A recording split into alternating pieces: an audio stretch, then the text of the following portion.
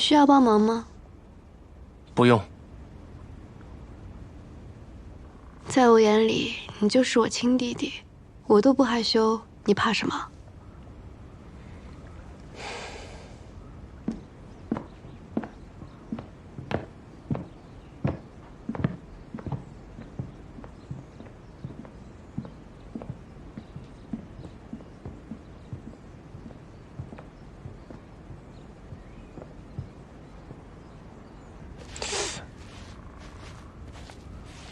你不是说昨夜整晚担心无法入睡吗？快回去休息吧。绝公子身负重伤，我怎么可能睡得着？虚情假意。我其实早就知道你是谁了。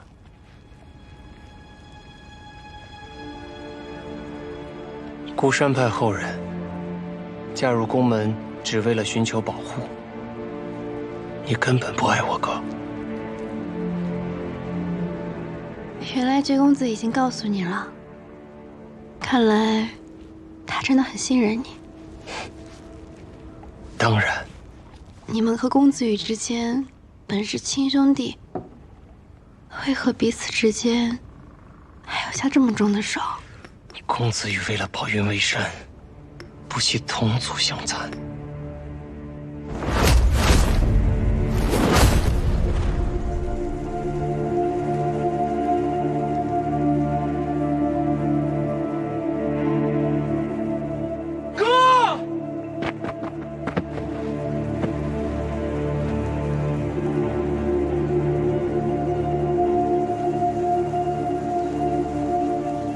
哥哥一直担心宫门内斗分裂，被吴风趁虚而入。如果因此导致宫门四分五裂，公子羽就是宫门千古罪人。以我对绝公子的了解，就算他被公子羽金凡他们围攻，也不至于受这么重的伤。那要不是因为我哥内功出了问题。什么问题啊？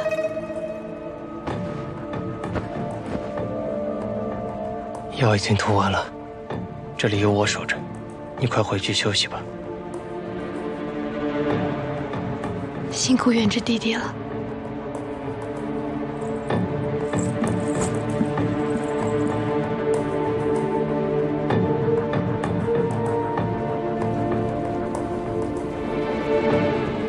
给绝公子熬点白粥，里面加点人参提气，记得把粥都捣碎了。是。哦，对了，平日里绝宫都是侍卫，怎么今日不见了？每隔一段时间，芷公子都会遣散所有下人，只允许自己守在绝公子身边。说是绝公子要修行内功心法，不能被人打扰。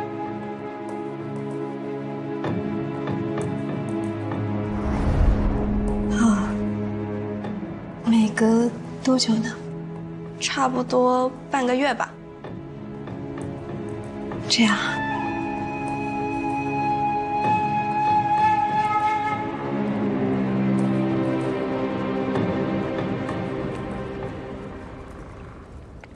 如果说我们任务是一样的呢？七月流火，无量功德。那若我告诉你，你想要的我能给你，如何？那得看你问我要的是什么。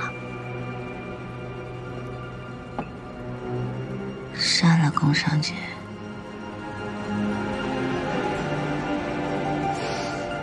夫人真是说笑了，这宫尚爵和死去的宫焕宇，两人都是通过三关试炼的执刃继承人，整个宫门里属他们俩武功最高。就算论实力，魑魅魍魉里的我，都不一定拿得下他们。你指望我？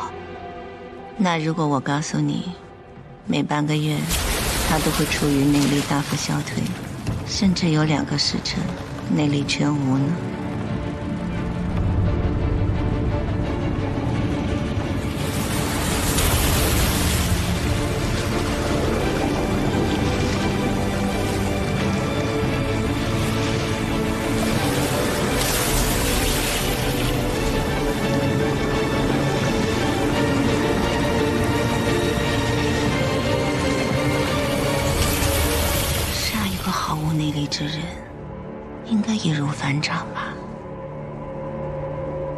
哪一天？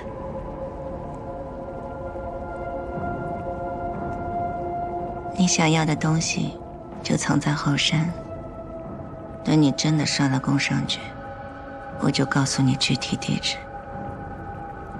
我怎么信得过你？你可以赌啊。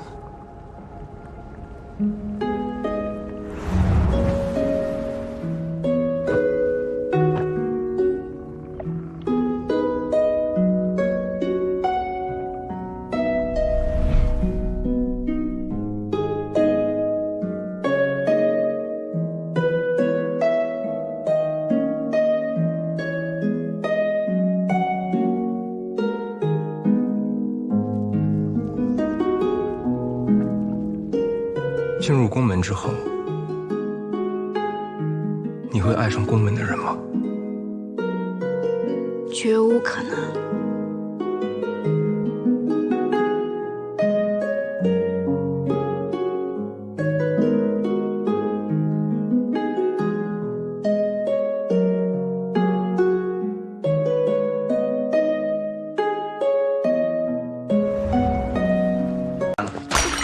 这个时候他就闯关失恋，元直，哥，公子羽一旦进入后山，我们就拿他没办法了。我现在去阻拦他。别去，他已经学会了浮雪三式和斩月三式，你打不过他。光明正大的比武，我可能赢不了，但我的暗器，不相信他可以躲得过。你也不看看。和他一起劫地牢的人都有谁？雪公子、雪虫子、花公子，还有之前帮云为山掩盖身份的月公子。虽然不知道公子羽用什么办法收买了他们，但现在他有整个后山帮他撑腰。长老虽然更艺术于我，但他们肯定不愿意看到宫门内斗。我们不能和公子羽硬碰硬。那怎么办？难道就让他真的大摇大摆地当上知人吗？不，云为山的存在，就是公子羽最大的软肋。所以，你要和上官浅一起合作。按照我的计划行事。上官浅，他值得信任吗？哥，有什么计划告诉我就行了，我一定帮你做到。有些事情，只有他做得到。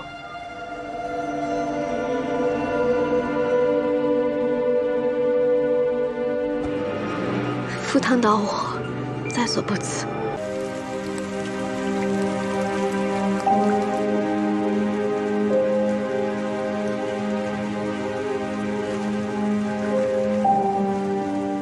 这花都还没开呢，怎么就摘了下来？因为没开的花，才会永远被人记住。他最喜欢白花。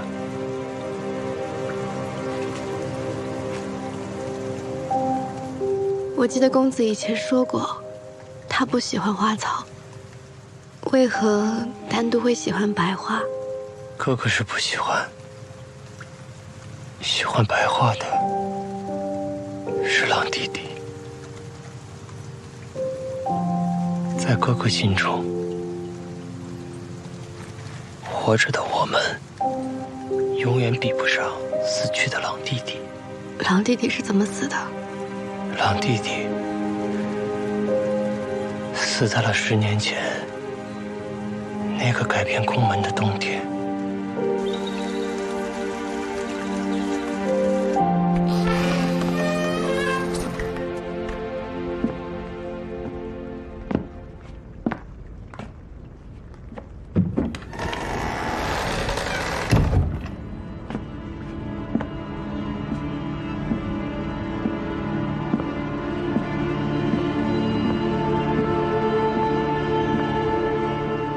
父亲，回着了。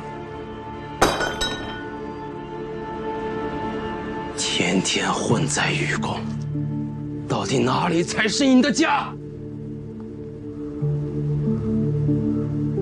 别人都说上宫是玉宫的根本，你就认了？有这些时间，不如好好照顾你弟弟。爹爹，我错了。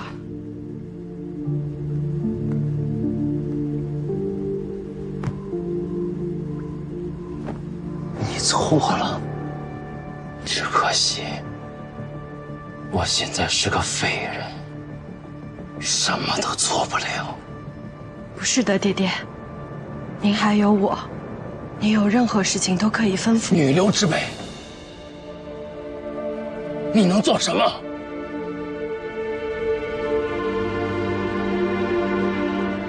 上宫只能等你弟弟长大，才能重振辉煌。10年前，与宫门联盟的苍东霹雳堂，为了躲避吴风的追杀，向宫门寻求庇佑。宫门破例，让霹雳堂全家16口人进入宫门。可谁想，这竟是吴风的阴谋。他们全都是吴风的高手假扮的。在那次袭击中，宫门代价惨重。父亲一辈，除了宫侯宇和宫流商捡回一命外，其余公主和成年男子大多数都战死了。明明是宫门第一大功，如今却成了众人眼里的笑话。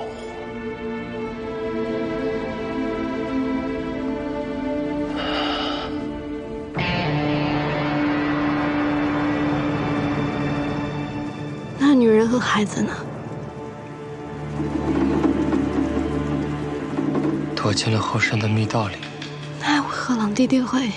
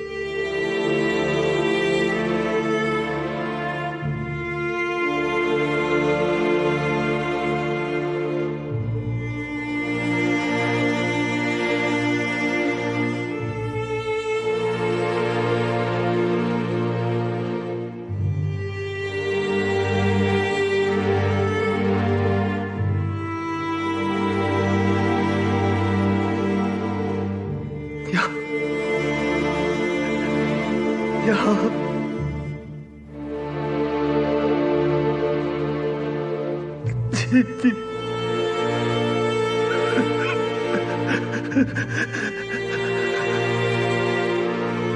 娘！吴风9攻不破，只能被迫撤退，但宫门也因此付出了巨大的代价。后来，我一直活在自责的阴影里。那时候尚且年幼，为何要自责？因为是我最后一个到的安道大门。正是因为我的晚到，才重新打开了密道的大门。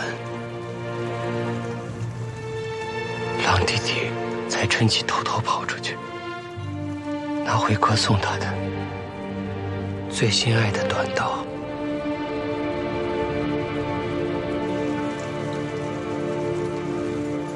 本来死的应该是我，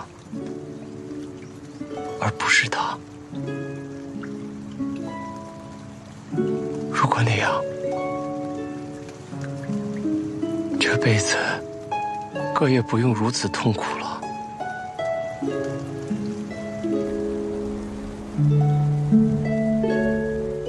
这孩子从小就跟别人不一样，喜欢虫子，不喜欢人。父亲死了都不哭，没有心的。跟虫子一样，冷血。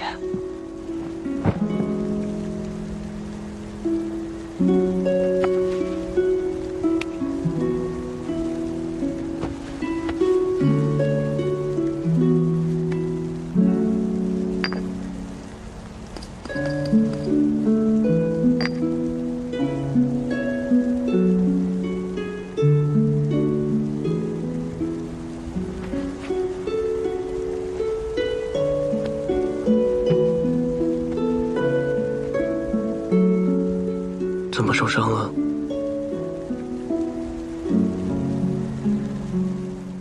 被灌木上的钉子划到了。宁愿流血，也不愿流泪啊。我为什么要哭，要流泪？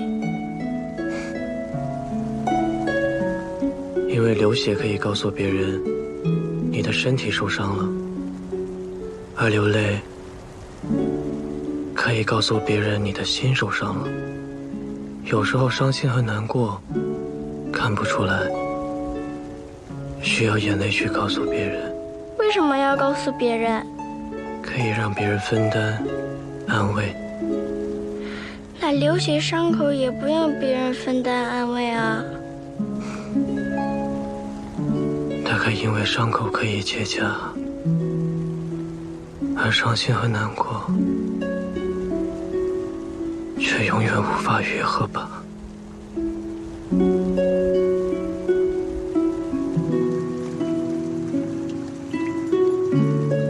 后来，他把这把短刀送给了我，把我当成弟弟，让我跟着他习武。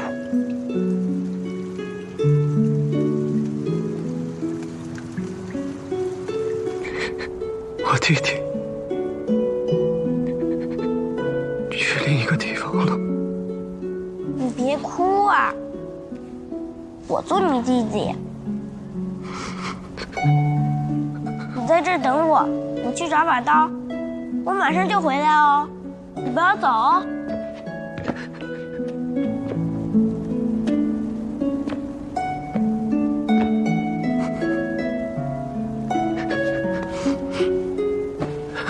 我不走，你也别走了。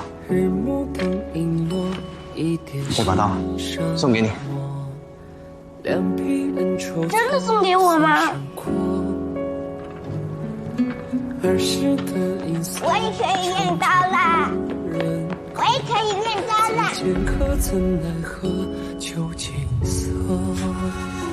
你怎么这么开心？因为从来没有人送过我礼物。那你要我送你什么礼物吗？同生同祖，同骨同泽。我已经收到了最好的礼物。好了，不好。如果做得够好，现在哥的脸上应该每天都挂着笑容。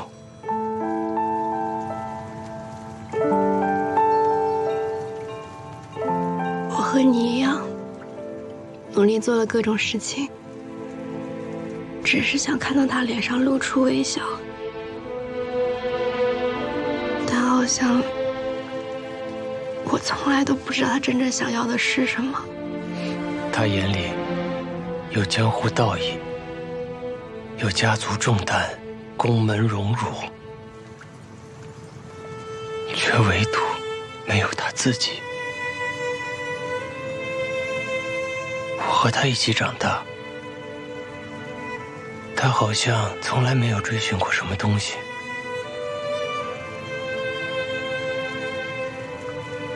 直到遇见你，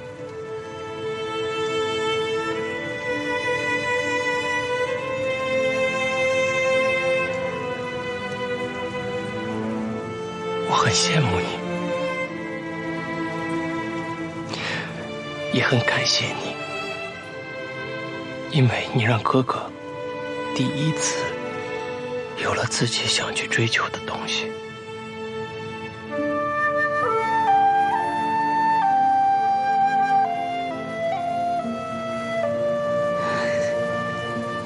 是吗？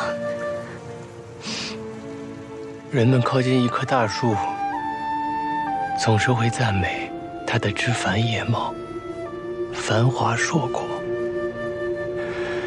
人们总是会看见它的参天之姿，却从来没有人去关注它那庞大而又沉默的树根。那树根埋在阴冷而又黑暗的泥土里，无怨无悔的深深插进坚硬的大地，却也是这些无人问津的根系，支撑起了所有向上的力量和枯荣。而我哥，就是那不说话的树根。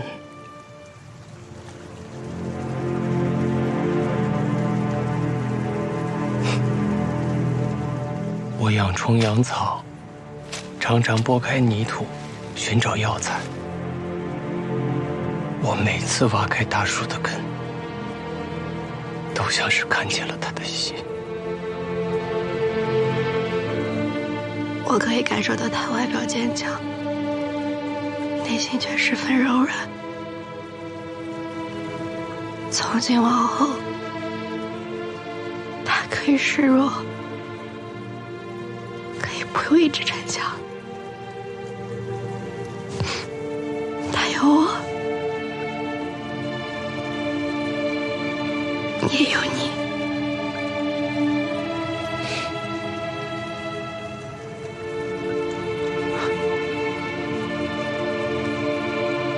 可别人不允许。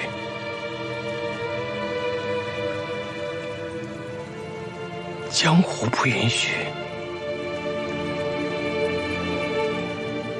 把你视作神明的人，并不会喜欢附身于尘埃中的你。这么着急，是要去哪儿啊？出云重莲开了，我给我们重新培育了3朵，我哥哥1朵，我自己留1朵。那还有1朵呢？上官姑娘太见外了，你搬来绝宫这么久，我们早就是一家人了，所以这第3朵，当然是送给岳公子做研究了。怎么，你也想要啊？这出云重莲确实珍贵至极，确实很有吸引力，但我还是劝你不要打他的主意。如果你对他有什么不轨的想法，惹怒了哥哥，神仙也救不了你。我不需要什么神仙，不管发生什么事情，你哥哥都舍不得让我死的，行不行？天还没亮呢，你要不要再睡会儿，继续做梦？要赌一赌吗？你去万花楼找公子羽，他喜欢赌。对了，谢谢你。谢我？你送哥哥的那床玉玺墨竹交错编织的床席，真是温润养人，怪不得这些天绝公子都说我气色好了不少。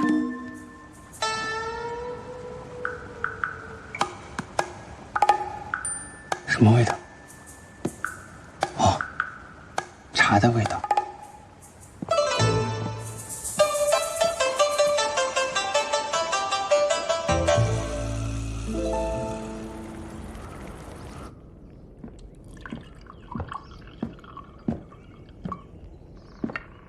姐姐，我来看看你。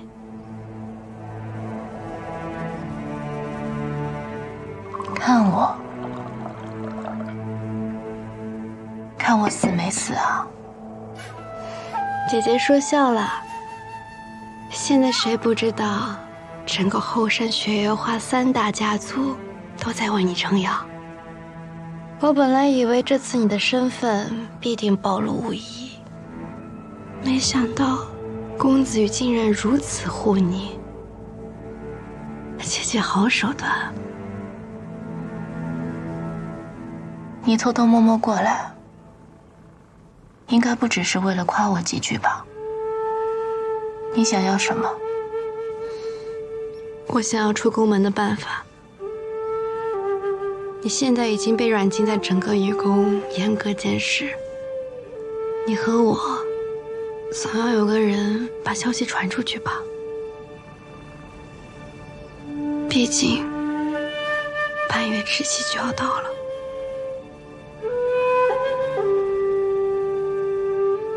对了，我突然想到半月之影，我在想，要不要把这个秘密昭告天下，让巫风再也无法让你们为之卖命。半月之影，只是无风威胁江湖的手段之一，无风真正的筹码是秘密。秘密？无风拥有各个门派的秘密，并以此作为要挟。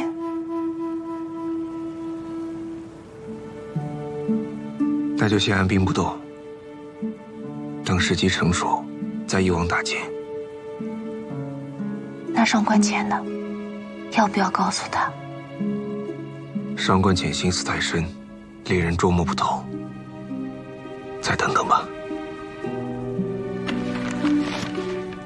这是出宫门的暗道，以及上面标记着如何关闭暗道内机关的位置。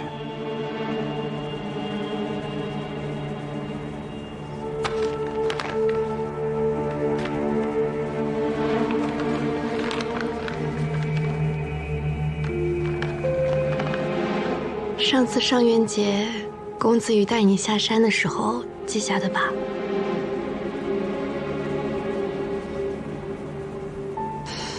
谢谢姐姐，我一定帮你把解药带回来。公子在想心事，我与公子心意相通，倒是可以猜猜，公子在想些什么。你猜猜看。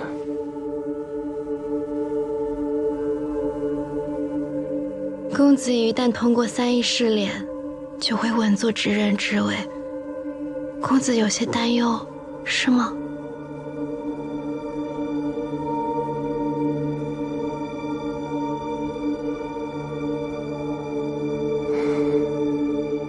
他这么快走到这一步，的确让我意外，但恐怕他离稳还差一步。哪一步？你不是和我心意相通吗？你认为呢？那我可得跟公子的心好好聊一聊。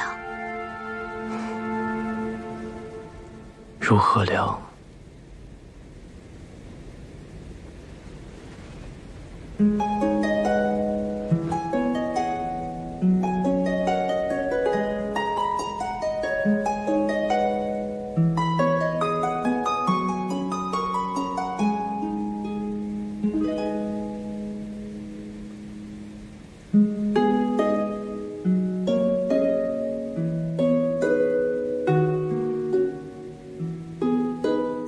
公子的心告诉我，你一心以宫门为重，所以宫门执刃上的位置是谁都可以，但重要的是，执刃得扛起宫门的重任。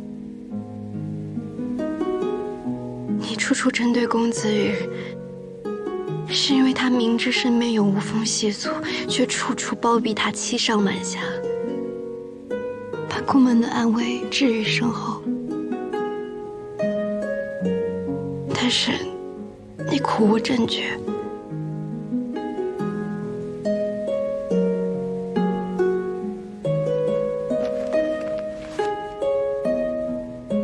我定当竭尽所能，达成公子心愿。这是何物？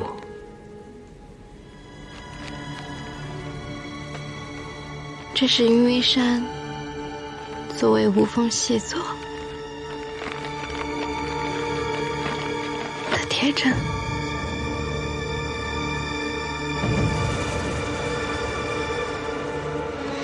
他暗中画下了宫门中所有密道岗哨以及后山雪月花宫的具体位置。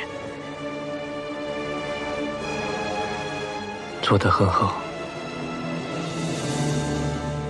只是我也好奇，这样的关键之物，你是如何得到的？我在他房间发现的。天气凉了，我借件衣服，却发现，在衣服的口袋里缝了一个暗袋。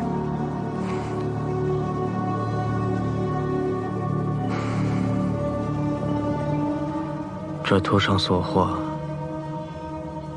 和宫门布局完全吻合，但如何证明是云微山所画呢？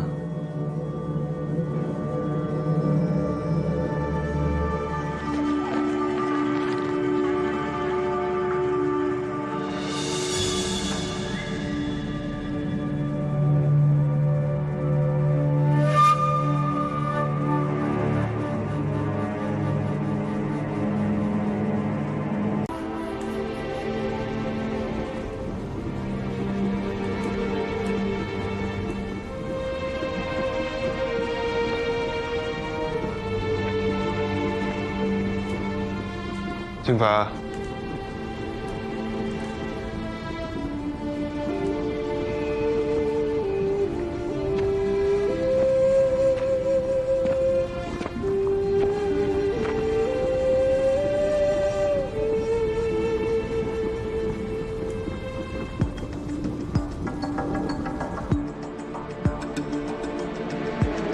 你这风筝真管用。不是说很急才能找我吗？急啊，当然急，不急怎么会找你呢？要不是你，我都来不了后山。你可千万别跟别人说是我带你来的。知道了，我只能送你到这儿了。记住，你的右边是祠堂，左边才是公子羽失恋的地方。你可千万不要走错了，打扰祖宗清静。记住了，记住了。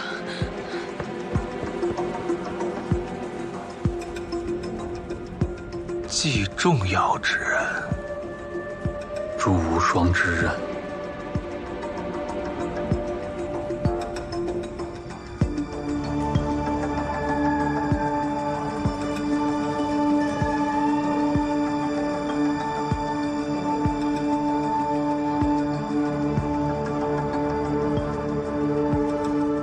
当初绝公子失恋之时，是谁治的失恋？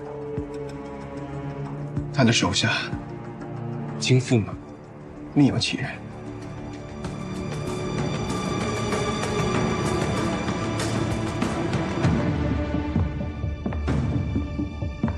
你中毒了，谁伤了你？雾气夫人，我已服下百草萃，可是毒还没有完全解除。我去找他。岳长老，他不在房里，我已经找过了。下人说，他拿着一堆明制蜡烛出门了。那我试试。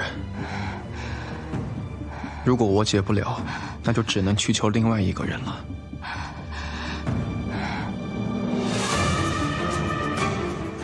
子羽和金凡今天已经进了花宫。右边是祠堂，左边是公子羽失恋的地方。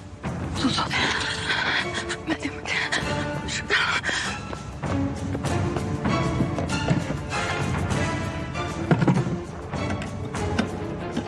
金凡，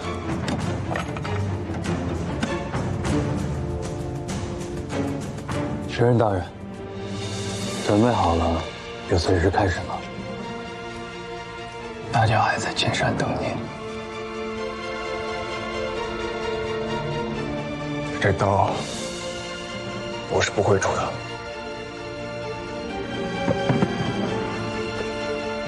不，你必须出。这是你的使命。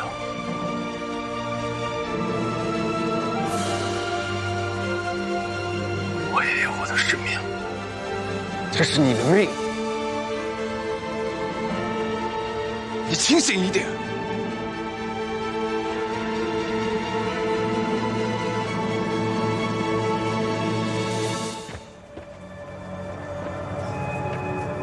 什么？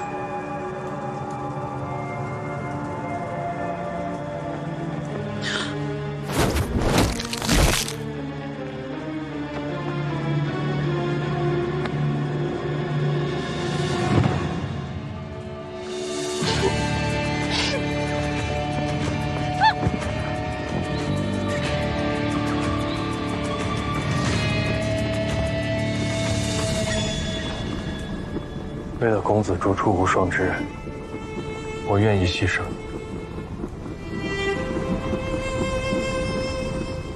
可我不愿意。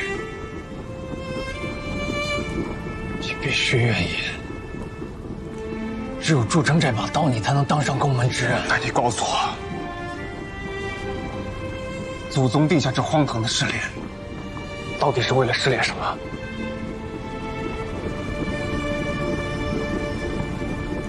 我不知道，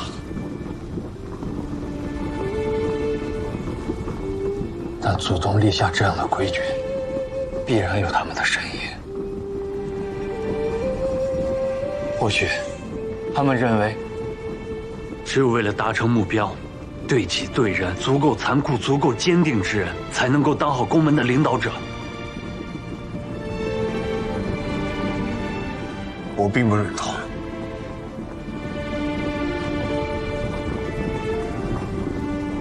我要用自己的方式当上之人，带领整个宫门走不一样的路。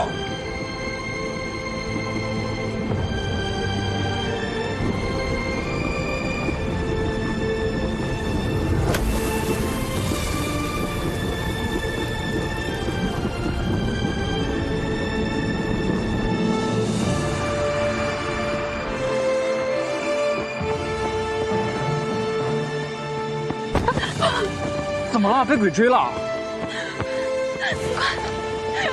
怎么了？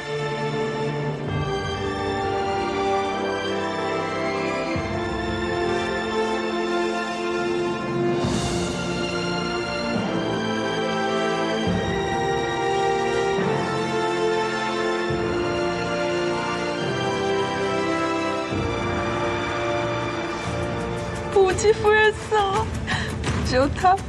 快救他！武姬夫人还活着。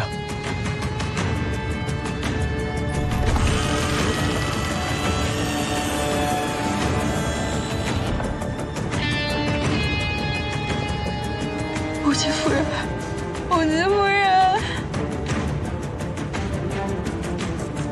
浩公子，祠堂里搜到一个人。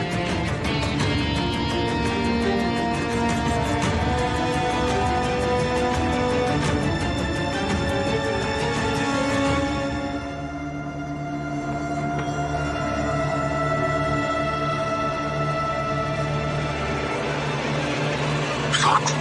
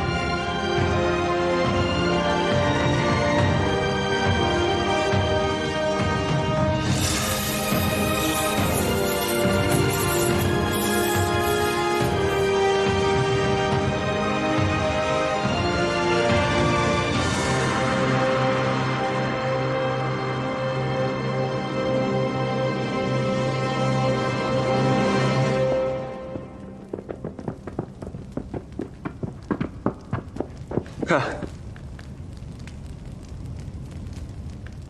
知人大人，怎么了？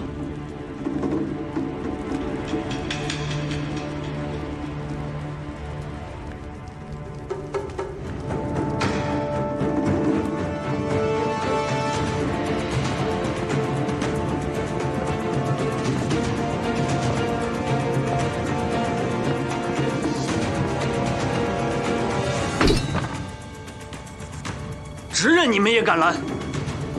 宇公子请见谅，长老吩咐，任何人不得入内。放肆！宇公子也是你们叫的，不称呼直任，当受重罚。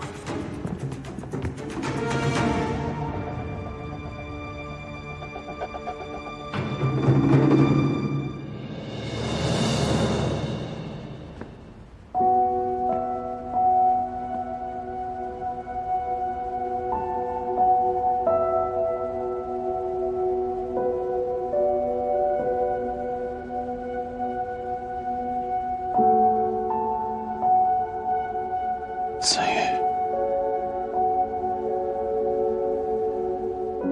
哥，哥，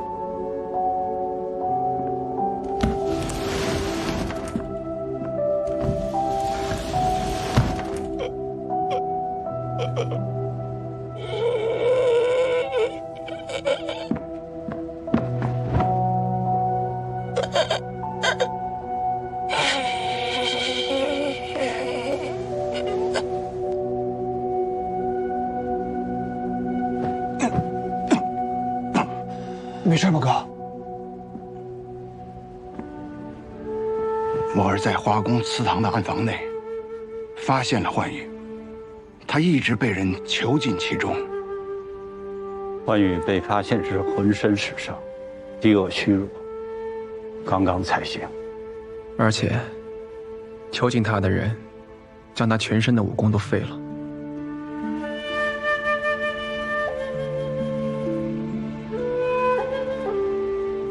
哥，究竟是谁对你下如此毒手？是无名。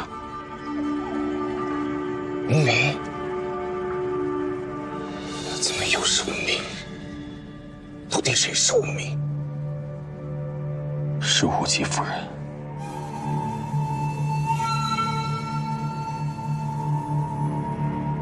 少主亲口指认，断不会有错。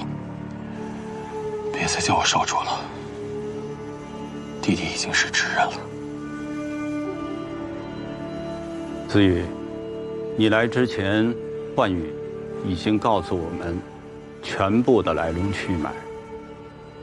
雾姬和那个假扮正二小姐的无风间谍，里应外合，杀害了前直任，囚禁幻羽。我们当时看到幻羽的尸体，都是雾姬的障眼之法。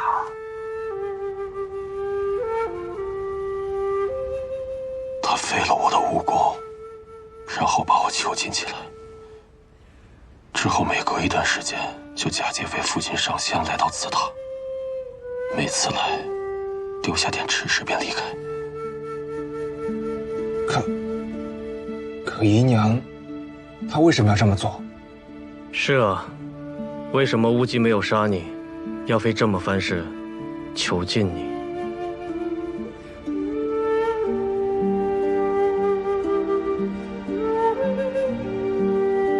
他想要的自然是华宫的那件东西。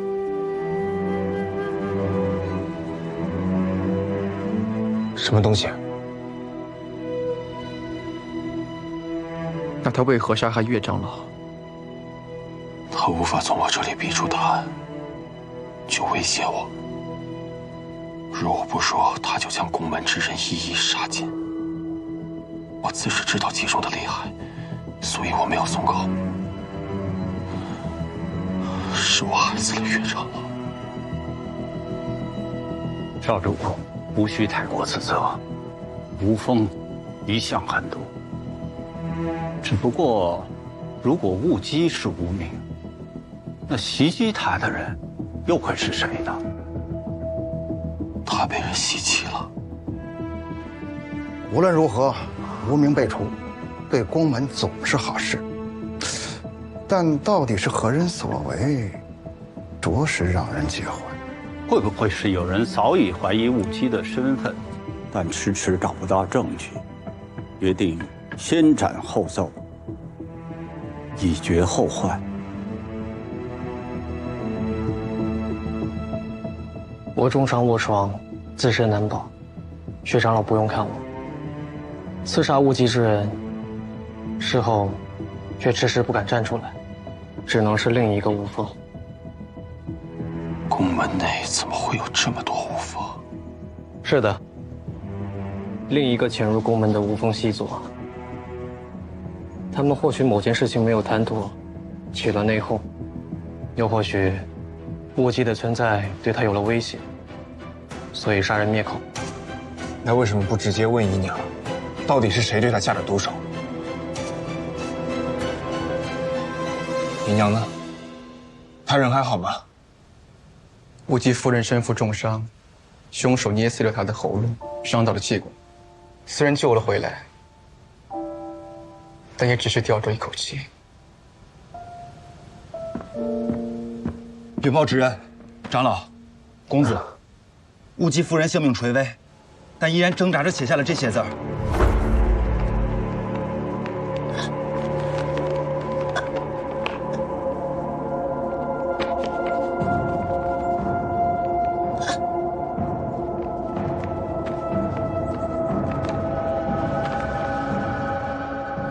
小人不敢擅自主张，快来禀报。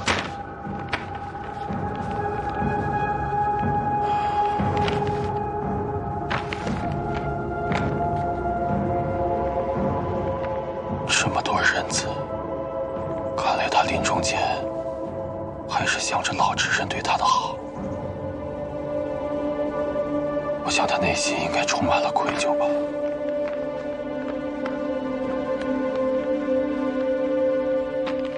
他可说出杀害他的人是谁？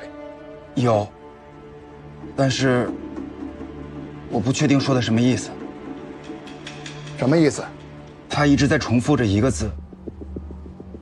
虚，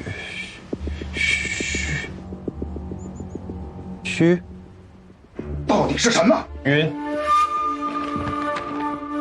只是云。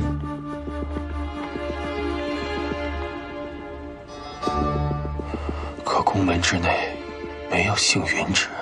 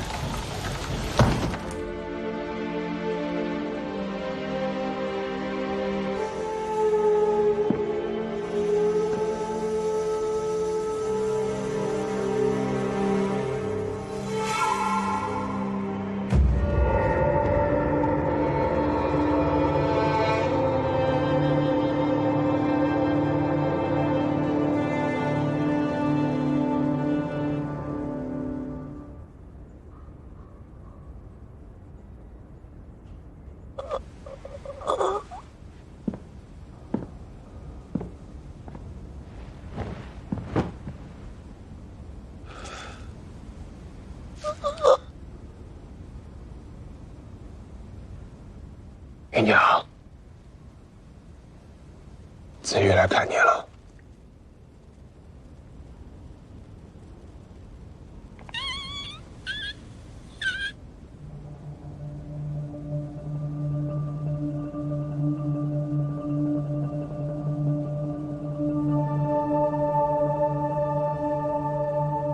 小时候，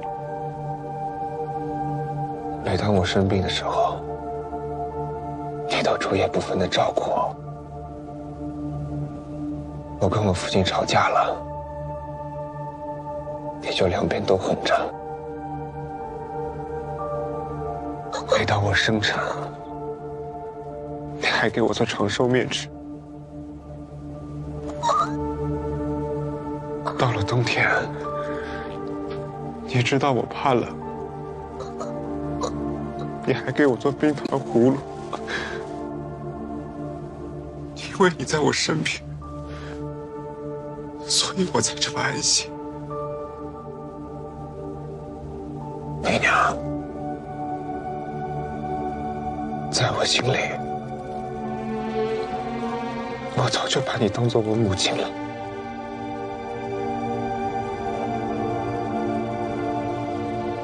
可是我现在，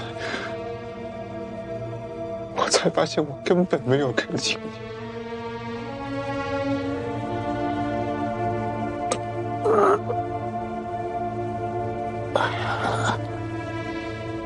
宫尚觉总是跟我说你是无名，但我从来没有信过。但是现在连我哥哥幻羽他都说你是无名，我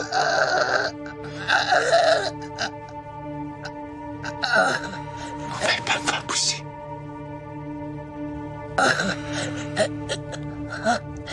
人非草木，你对我的好，我都藏在心里。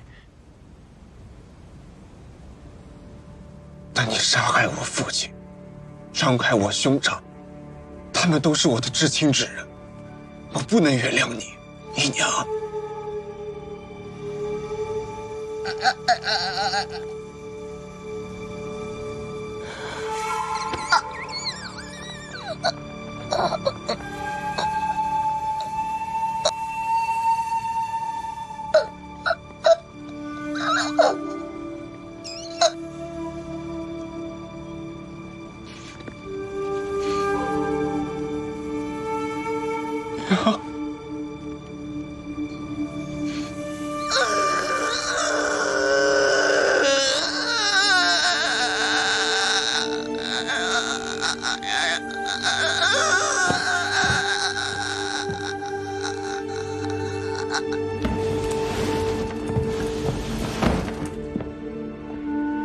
岳长老带队搜了后山，从老执刃的牌位后，搜出了杀害前岳长老的凶器。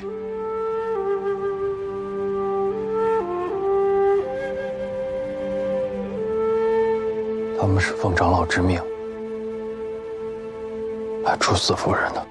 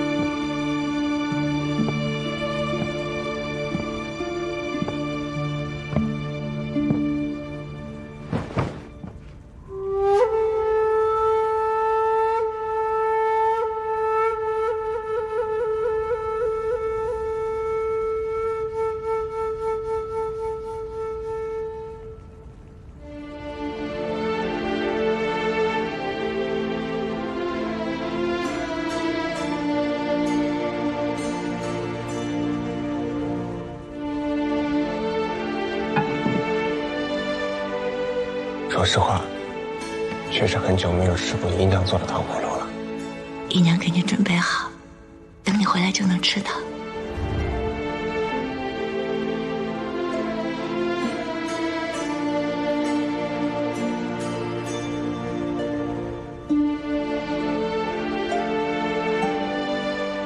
这次多亏姨娘这么维护我，子玉感激不尽。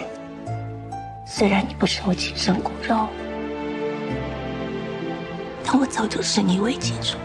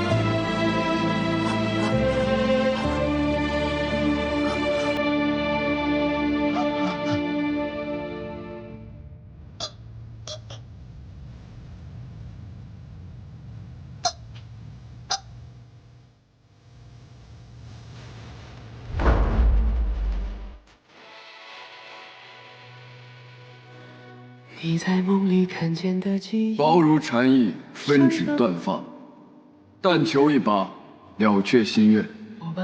那人因我所铸之剑而死，我已发誓不再铸剑。先回吧。都是运气，每次离别都是叹息。收到消息，宫宏宇出现在江南一带，这次由你带队。你在梦里留下的痕迹，我可以不杀你，但是你必须忘掉今日所见。我用回忆缝合了冬衣，每一帧。这位小姐，你怎么了？一眼瞬间忘却天地。谢谢你，我要怎么感谢你？如果小姐不嫌弃我的年纪比你大的话，可不可以以后让我跟着小姐有个归宿？小姐，找到你，抱紧你的心，不在乎他们的提醒，抱紧了风里。没事吧你？就让这风里来提笔，在心里刻下我和你，你的我的小天地。我派人查过你的身世，你的父亲林雄曾是天下第一铸剑师，吴峰想要收为己用，但是你的父亲不答应。于是，吴峰恼羞成怒，就把你的父亲绑走囚禁，利用你的性命威胁他们替吴峰铸剑。你在梦里留下的痕迹，像谜语，没谜底。我在暮色荒凉的风里，你以为你自己是被父亲和弟弟抛弃？你们真的不要我了？但是你并不知道，真正的罪魁祸首就是吴峰，是吴峰绑走了他们。你是被吴峰蒙蔽的，并非坏人。你对兰儿和子宇的真心相待，我也看在眼里。我愿意给你一个重新选择的机会。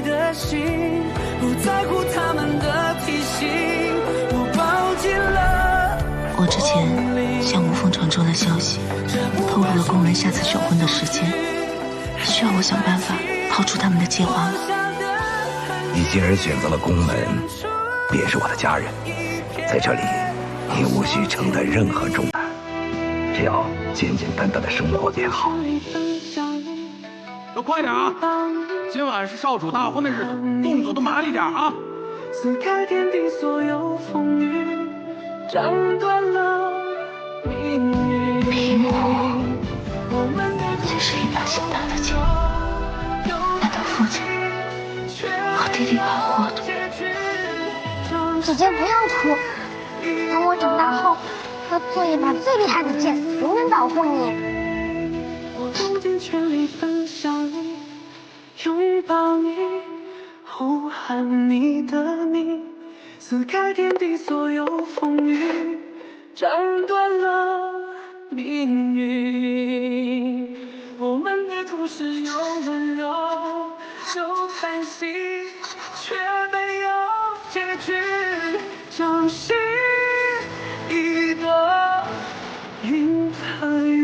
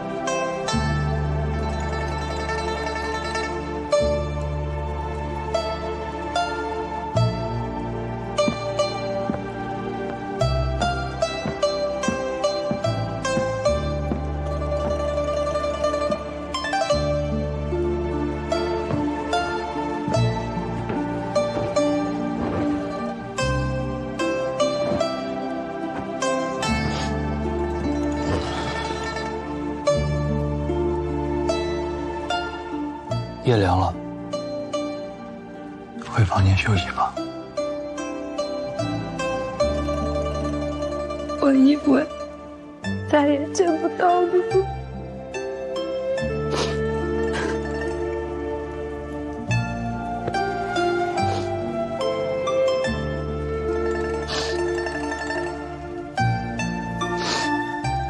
我今天偷跑去华宫，原只是怕你被陷阱，没有想到撞破无极夫人。小时候，我每次去雨宫，夫人都会拿好多好吃的给我。她对我跟公子羽可好了。难道这一切都是假的？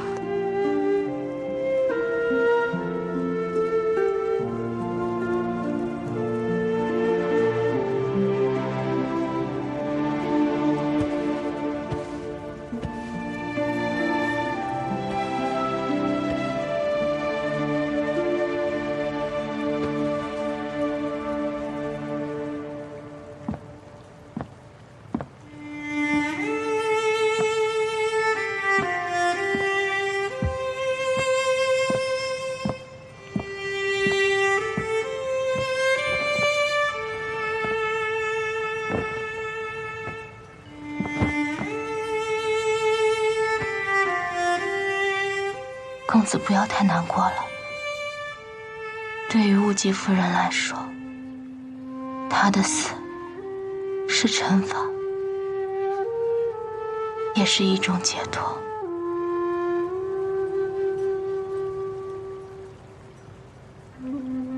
这无风到底是个什么样的地方？无风的人又是怎样的人呢？无风叫人冷酷无情，断情断爱。西索最忌讳的就是动心，因为爱有软肋，就会有恐惧。无风不允许我们有恐惧。你活着就必须对无风有用，就算你死了也必须对无风有用。我们的心里只能有使命，不能有其他，连自己都没有。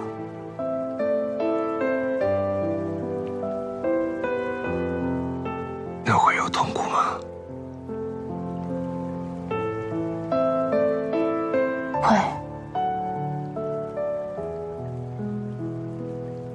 但也习惯了。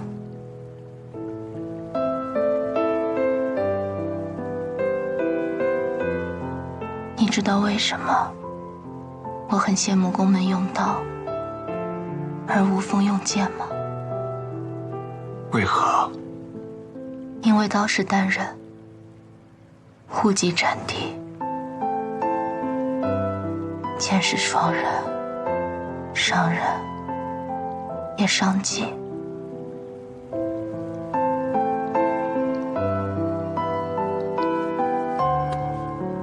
你现在是宫门的人了，以后我教你用刀。你不能再留在宫门了。我知道，我一定会走。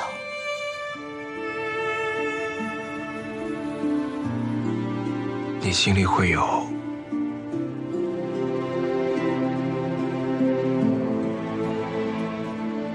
恐惧吗？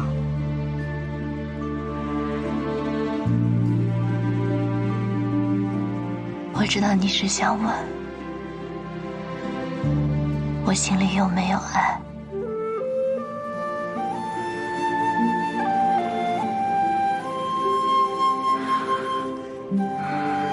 当时试验草，我问过你喜不喜欢我，你回答我不喜欢。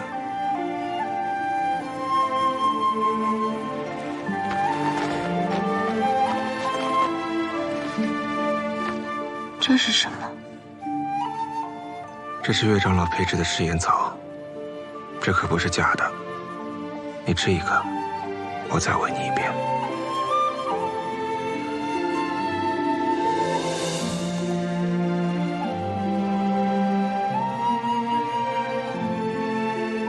你又骗我，这分明就是普通的甘草汤。那你喜欢我吗？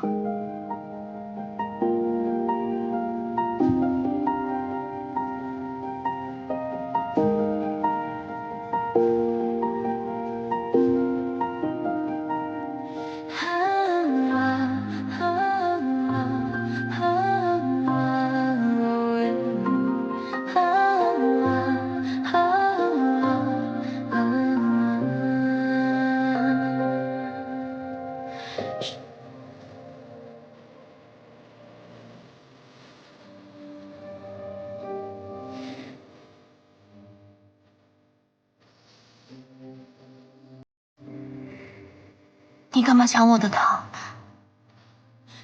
因为该轮到我了。现在我吃的是烟草，该你问我问题了。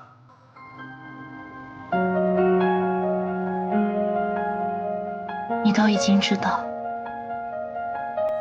我就是无风之人，你真的不会比起我，会一直坚定地选择我吗？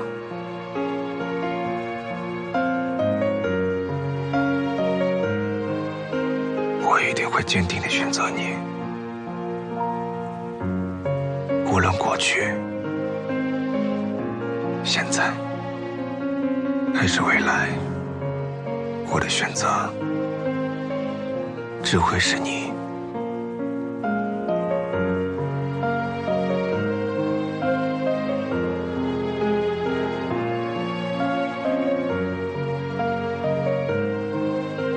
这可不是誓言草。我知道，但是这是誓言草，发誓的誓，所以我刚刚说的话都是我的誓言。海枯石烂，绝不违背。